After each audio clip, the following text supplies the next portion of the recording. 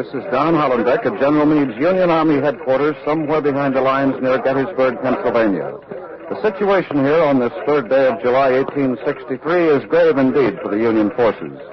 2 Confederate attacks have been repulsed in 2 days of heavy fighting, but the Northern casualties have been severe. The Union line is badly shaken, and there's serious concern as to whether it can successfully withstand the next attack that's expected at any minute from the crack Confederate troops of General Lee. And for the last 2 years, they've yet to lose a single battle in this war between the states. General George Gordon Meade, at a news conference held a few moments ago, announced... Gettysburg, July 3rd, 1863. CBS is there. Lee before Gettysburg, the high tide of the Confederacy. CBS asks you to imagine that our microphone is present at this decisive battle of the war between the states, between the North and the South, between the Union forces and the Confederates. All things are as they were then, except for one thing.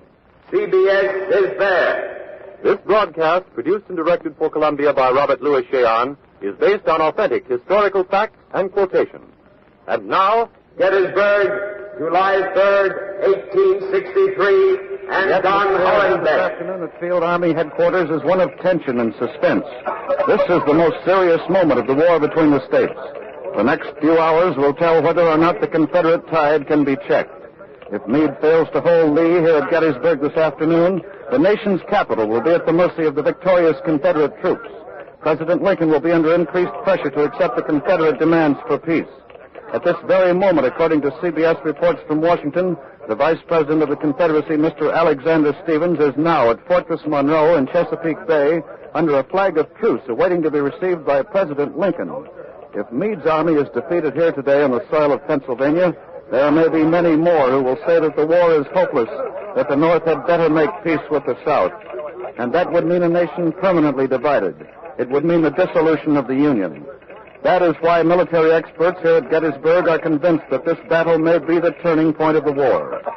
And here to weigh the possibilities of the situation is our own CBS military analyst, Major George Fielding Elliott. It is now 10 minutes of 1. There has been an ominous silence over this Gettysburg battlefield since 11 o'clock this morning. Then General Slocum's Union Corps regained its position on Culp's Hill, the right anchor of the Union line. However, General George G. Meade, the Union Army commander, has not been deluded by this local success. He knows that General Robert E. Lee, the Confederate commander, has yet to throw the full might of his forces into a final attack. I am convinced, on this third day of battle, that the attack will not come at the Round Tops, the left anchor of the Union line, for good reasons, for 20,000 reasons. 20,000 dead and wounded Confederate and Union soldiers. I saw them fall in yesterday's violent fighting in a peach orchard and a wheat field when the Confederates under General Longstreet attacked the Union Third Corps under General Sickles. Also, I am reasonably sure that the Confederate attack will not be directed against the right flank of the Union line at Culp's Hill and Cemetery Hill. And here's why. The Confederates under Generals A.P. Hill and Ewell attacked there last night, and although they took a heavy toll in Northern casualties, they were beaten back by the troops under Union Generals Slocum and Howard. The only point of the Union line that the Confederates have yet to test is the center under General Hancock, and that's where I think the attack will come this afternoon. Major General George Gordon Meade has been in command of the Union Army of the Potomac for only 5 days. He is in a tight spot. I talked with him last night after a council of war at his headquarters. He admits that he is somewhat superior in numbers. He is far better off as regards supplies. His army is in good spirits under his leadership. He holds a strong position. But the Confederate troops here at Gettysburg are flushed with an unbroken string of victories. These men of Lee's Army of Northern Virginia have never been defeated. They believe they can do anything, and they are determined to smash this Union Army this afternoon, claim it as perhaps their final victim, and end this war. Confederate artillery has just come out of the woods opposite the center of the Union front. We have our CBS reporter right there. So go ahead, John Daly. Go ahead, Daly.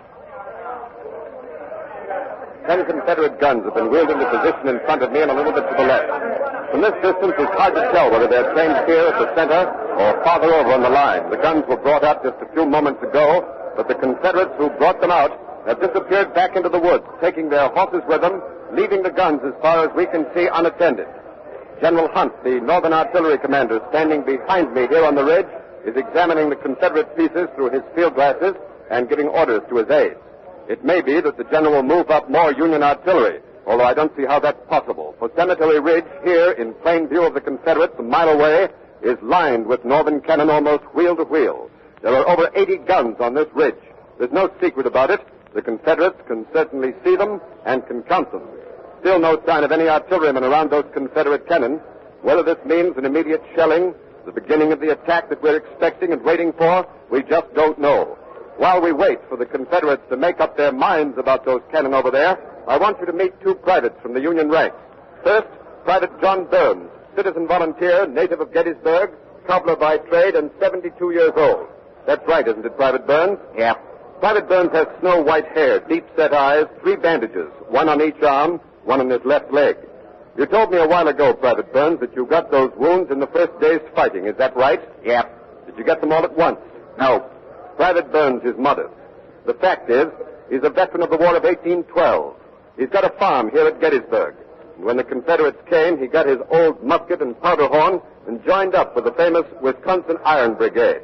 In the fighting that followed, Burns was wounded in the right arm, taken to the rear, and his wound was dressed. He returned immediately to the front and was wounded in the other arm. He was taken to the rear again. His second wound was dressed, but he came back and was wounded a third time, this time in the left leg. But even that didn't stop him, because here he is with his rifle in his hand, waiting to see what those Confederate cannon over there in the distance are going to do. Right, Private Burns? Yeah. Well, don't you think you've done enough fighting for one man, Private Burns, especially for a man of your age? Don't you think that... Listen, mister, don't start telling me where I belong. I'm sorry, I didn't mean it that way, Burns. Well, then, why don't you say what you mean? All right, I will. I'd like to know why you volunteered. They took my cow. Ain't got no right taking my cow. Is that the only reason you're fighting this war, for a cow? One reason, mister. It's a good one, ain't it? Well, what are some of the others? I'm a farmer and a cobbler. I've lived on this little piece I got here for over 70 years. I'm not too old to work it, and I'm not too old to defend it. And, mister, I don't know whether you know this either, but if we lose this battle today, I not only lose my cow and my piece of property, but we lose the Union. We lose this country. And that's something I fought for in 1812, and I'm fighting for it again. Thank you, Private Burns. It looks as though you're going to get a chance to do some more fighting this afternoon. There's still no sign of Confederate artillerymen around those cannon over there, And here's another Union soldier, Private Tom McGaw. He's tall and lanky, with freckles and a mess of red hair shooting out from under a blue cap. Well, what do you think about those Confederate cannon over there, Private? What do you think it means? I don't know. Well, how old are you, Private McGaw? 18. Well, would you speak just a little bit louder, please? 18. 18. Well, I understand that that's the average age of half the Union Army here today, Tom. It seems awful young, doesn't it? Oh, I don't know. Well, why are there so many young ones like you here? Well, after the Battle of Chancellorsville, most of the older fellas' time was up, so they went home. Oh, I see. And then youngsters like you volunteered to fill the ranks. No, sir. I was drafted. Well, where are you from, Tom? Illinois country. And what were you doing when you were drafted? Oh, working in my dad's store. Are you married? Well, what are you blushing about? Have you got a sweetheart? Oh, I guess so. Does she write to you? Oh, about every 2 weeks. And who do you miss the most, your mother or your sweetheart? You miss them both, don't you? Yes, sir. Well, how do you like the Army, Tom? Excuse me, Tom. The Confederates are moving more artillery out of the woods into the open position beyond the Emmitsburg Road, which runs diagonally through the battlefield. I can't see what's going on very well, because the guns are too far to my left, and the Cadore house out there in the middle of the battlefield is blocking my line of vision. But Jackson Beck, who's over on Big Round Top, 2 miles to my left, can see them better. So over to Jackson Beck. 75 guns. Good It job. looks like the whole works this time, John. I'd say about 75 guns on good ground over on my right. Northward. They're moving them along the Emmitsburg Road from the peach orchard northward for about 1,300 yards. Some of the cannon are as close as 600 or 700 yards from the northern lines. The Confederates are beginning to point the guns, most of them are Parrots and Napoleons, toward the center of the Union line. In some of the interviews I've had here with the veteran Union officers, They say that they cannot recall such an unusually heavy concentration of Confederate artillery at any one point. Now, there's no telling how many more guns are screened in those woods further down to the center and on past the center, and all up and down that long Confederate line. Now, looking through my glasses from here, I can see that once again, as before, the Confederate artillerymen have taken their horses back into the woods. The guns are unmanned, but we're not forgetting that they can be fired at a moment's notice. All the cannoneers have to do is run out of the woods and let go. But Ken Roberts over at the far right of the Union line has news of cavalry action, so over to Ken Roberts. I've just received a report that a heavy force of Confederate cavalry has ridden far around and behind this right flank of the Union Army, and at this moment has been intercepted and engaged by Union cavalry under Generals Kilpatrick and Gregg. It is almost certain that this surprise cavalry movement is a part of the Confederate tactics now shaping up rapidly. In other words, while the Confederate cavalry, presumably under General Stuart, is trying to turn the right flank of the Union Army, the main Confederate attack will try to break through its center. We haven't heard the Confederate artillery open fire yet. We have no news about the progress of the cavalry engagement, but we expect to hear in a moment or two. And while we're waiting, by special permission of Union General Howard, and with the consent of the man himself, I'm going to let you hear from a Confederate prisoner of war taken in the action on Culp's Hill early this morning. He's a huge, brawny man, about 6 feet tall, dark, sunburned, heavy, bushy beard. He's wearing reddish homespun pants, shirt, a broad-brimmed wool hat, and brand new shoes. That's right. First shoes I ever had since this year war started. Where'd you get them? Over yonder. Gettysburg, day before yesterday, when we kicked the daylights out of the Yankees and threw them out of town. Well, do you think you'll enjoy wearing those shoes in some northern prison camp? Northern prison camp? Man, where you been this war? Don't you know Marsh Roberts going to bust this Yankee line wide open this afternoon and take me to Washington with him? You're pretty confident, aren't you? Well, sure. You remember what Marsh Roberts did to the Yanks at Manassas? Remember what he did at Sharpsburg? You mean Antietam, don't you? No, sir. I mean Sharpsburg. And Fredericksburg and Chancellorsville? Ha! Every time he was outnumbered 2-1. Every time we railed him. You trying to tell me that today's going to be any different? Well, how about those new Spencer carbines the Yankee cavalry had here at Gettysburg? They're the first repeaters ever used in this war. They shoot 8 times, and yours only shoot once. Yeah. We know how to aim, boy. Then you don't think much of the Yanks as fighters.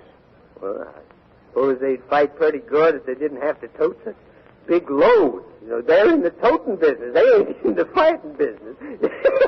Man alive, I don't see how they can move with all that stuff on their back. I forgot to ask your name, soldier. Where are you from? Jim Crocker. I'm from Mississippi. Well, if you're so certain of winning, maybe you'd like to tell us where General Lee is going to attack this afternoon. What's the matter, boy? You scared, huh? You stick with me, I'll take care of you. Well, I don't think you're going to laugh at this. This note that's just been handed to me says that your General Stuart's cavalry has been repulsed behind the Union lines and is riding back to the Confederate lines as fast as it can. That ain't got nothing to do with the cannon up yonder. That's where the Yanks are going to get it. Well, nothing's happened yet. Well, something happened with a cannon shot. About 2 miles to my left. There's another one, same direction. I can't see it to the center of the line, out of my range of view. So over to John Daly.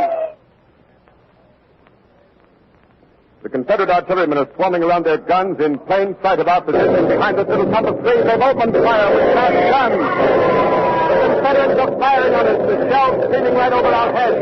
The horses around us are rearing up. They're neighing in fright. One of them is running away. He's galloping past me out of the battlefield.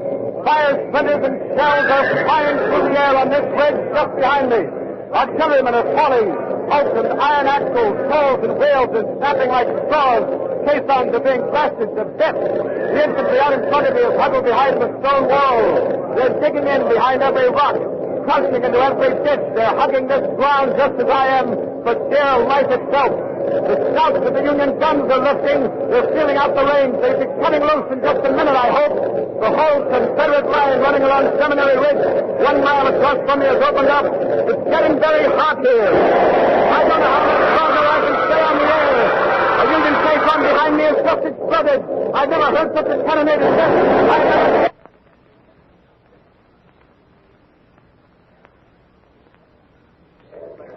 This is Don Hollenbeck at Union headquarters behind the lines. We've lost contact with John Daly at the center of the line. We'll switch you now to Jackson Beck at Big Round Top, 2 miles to the left of Daly. Come in, Beck. Jackson Beck on Big Round Top. Through my glasses from my perch way up here, I can see the Confederate guns firing and their shells falling in the center of the Union line. Now there goes the Union artillery blazing out in answer to the Confederates. The entire Union line, for 2 miles from my vicinity to Cemetery Hill, has opened up in full force. Smoke on both sides is thickening, rolling across the battlefield, beginning to converge in one big black canopy, blacking out the sun. It's awfully difficult to see anything from up here, but through the smoke I can hear and see roars and flashes of flame as the shells find their marks again and again, exploding caissons, blowing up batteries. The casualties on both sides must be enormous. This is the greatest artillery duel I've ever seen in this war. There must be at least 180 guns firing at each other, a tremendous concentration of artillery. The Northerners are concentrating on the Confederate artillery, but the Confederate guns are not only going after the Union artillery up there on the ridge, they're throwing their shells over and to the rear of the Union lines. The fire is unusually heavy. It must be directed either against the Union reserves or possibly even at Meade's headquarters. We haven't heard from them. Let's have a report from there. Go ahead, Don Hollenbeck. This is Don Hollenbeck at Union headquarters behind the lines. General Meade narrowly escaped death a few moments ago when a Confederate shell exploded here and killed one of his aides. The general and his staff have ridden farther behind the lines, out of range of the Confederate fire. Now the Northern fire has stopped. I don't know whether it's been knocked out or what, but the Confederate fire is still going. This little whitewashed farmhouse is still taking a heavy Confederate fire.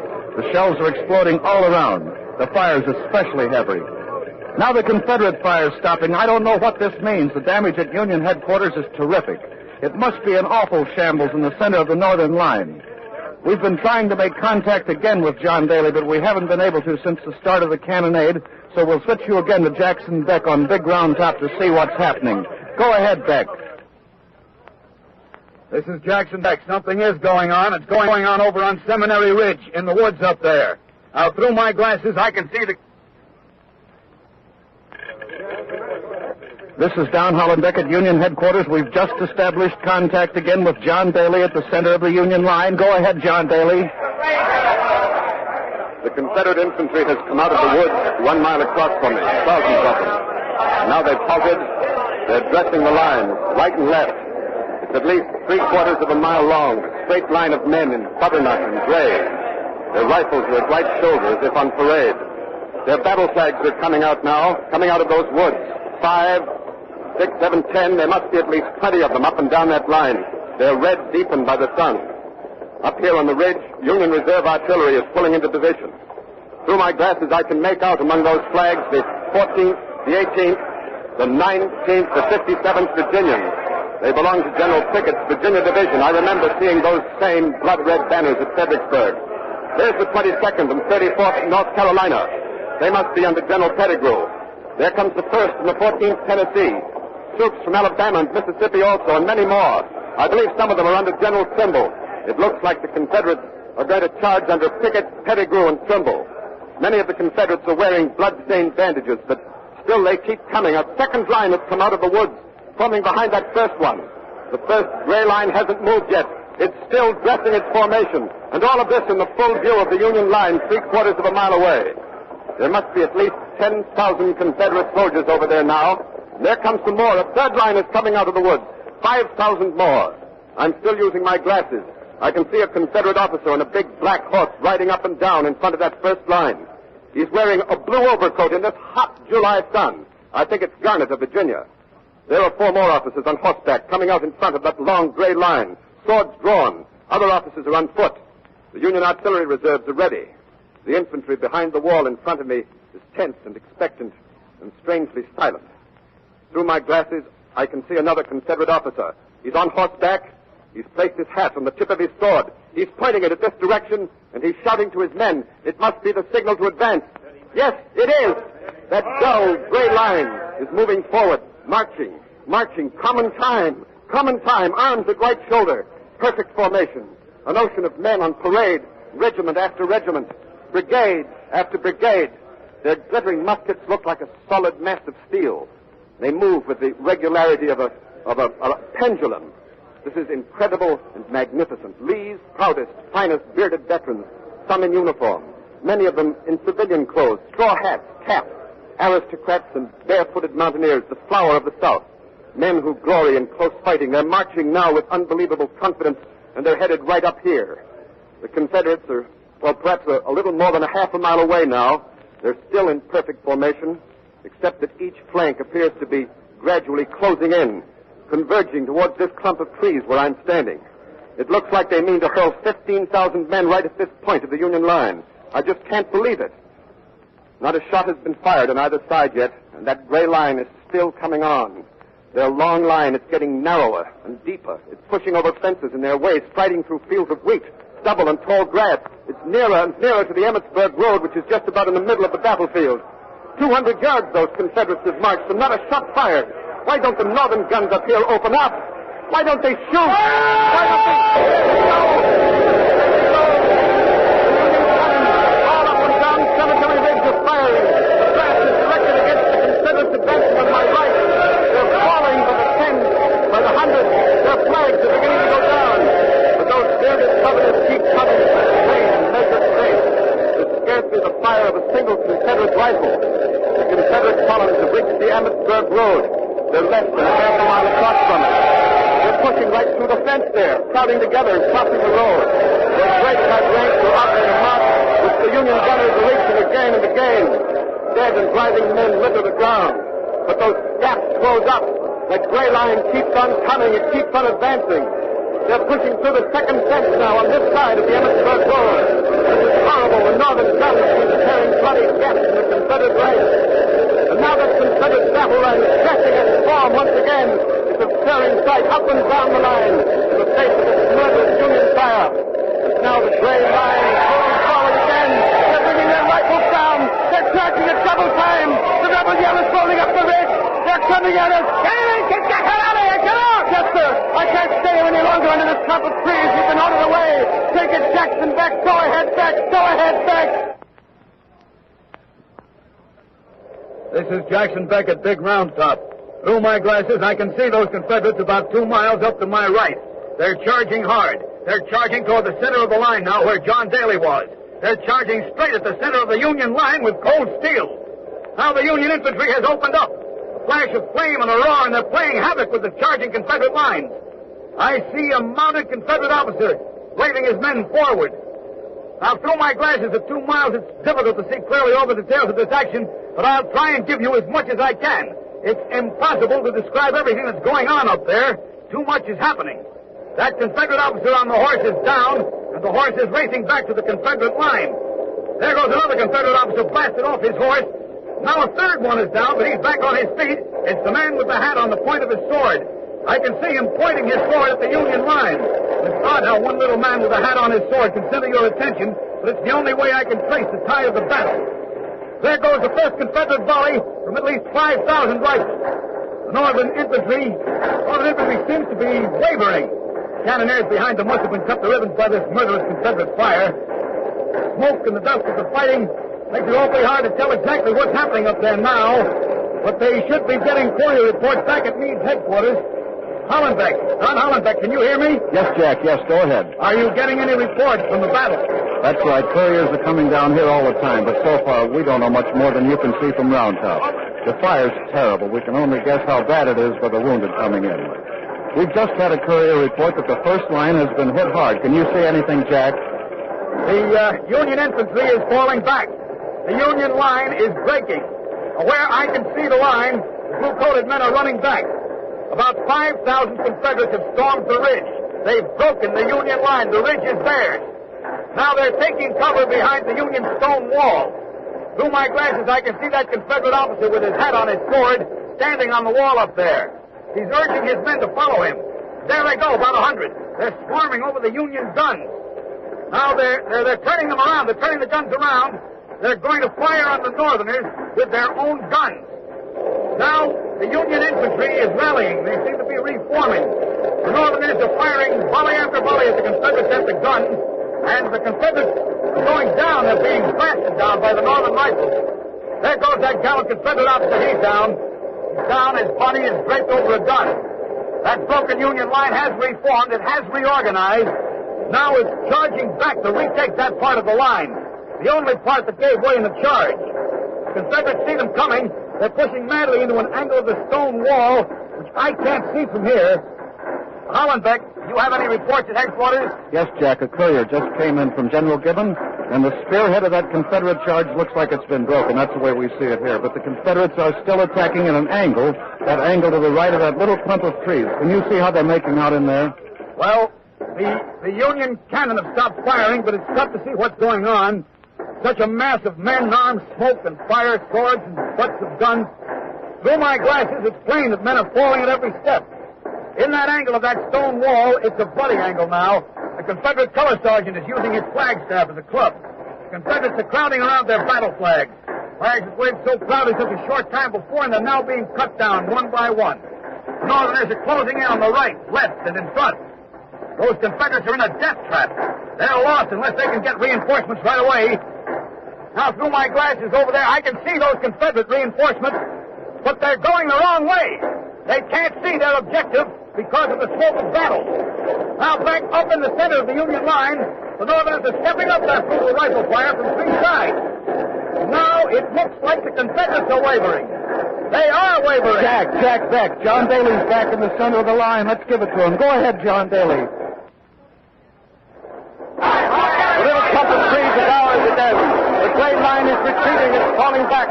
Confederates all around here raising their hands, surrendering, throwing down their guns and their swords. It was the only thing they could do. No human being could stand up under such fire. In front of me is the body of the gallant Confederate officer who led that charge over the stone wall that advanced further into the Union line than any other Confederate. His body is hanging over a Union cannon, left hand on the barrel, his right hand still grasping his sword, his gray hat clean up to the hilt. He is one of what must be at least 10,000 Confederates who were either killed, wounded, or taken prisoner in the fighting here today.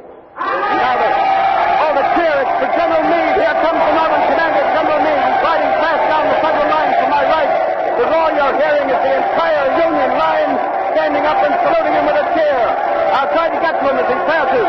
He's dressed in his familiar summer uniform of dark blue without badge or ornament, except for the shoulder stripes of his grade and the light straight sword. His hat is crouched over his bearded white face. Here he comes now. General Meade! General Meade! General, sir, will you say a word? The battle is ours. Turn sword. Union saves. It's victory for the North. Unbelievable victory on the very brink of defeat. General George Gordon Meade, the Commander-in-Chief of the Union Army, has just declared that today, July 3rd, 1863, he has been shot. Gettysburg, July 3rd, 1863. Pickett's gallant charge failed, and the high tide of the Confederacy is over. You have been listening to the Battle of Gettysburg, another broadcast in the series CBS is There, produced and directed for Columbia by Robert Louis Cheon. The Battle of Gettysburg was written by McKay Wren and Robert Louis Cheon. Next week, Athens, 399 B.C., the death of Socrates. CBS is there. Monday, October 27th is Navy Day. Each year, one day is set aside to pay tribute to the accomplishment of United States naval establishments, including the Marine Corps. Open house programs are scheduled to all major naval bases and airfields. The public is invited to visit warships of the fleet at various ports. There will be public observances throughout the nation, and a hats-off salute to our Navy and its fine record in our country's history. This is CBS, the Columbia Broadcasting System.